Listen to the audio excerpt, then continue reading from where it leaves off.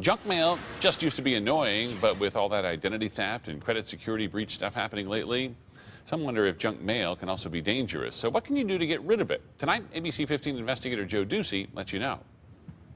Right now, we should all be taking a closer look at protecting our credit and personal information. Patty emailed me about a concern I've had. She says she gets Visa and American Express pre-approved credit card offers. She says, I shred them all because your name is on every single piece of paper they send. It would be great to stop them.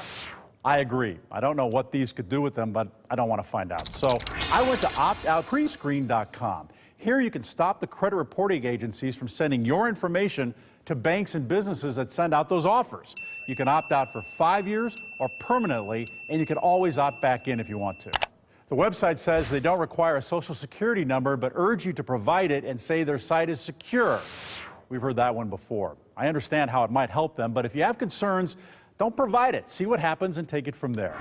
That won't stop all offers. You may want to check out dmachoice.org. It's run by the Direct Marketing Association that represents nearly 80% of marketing businesses. Here you can opt out of other offers and junk, both mail and email.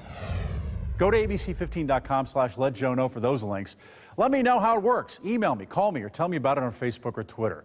I'm investigator Joe Ducey. If you've got a problem, let me know.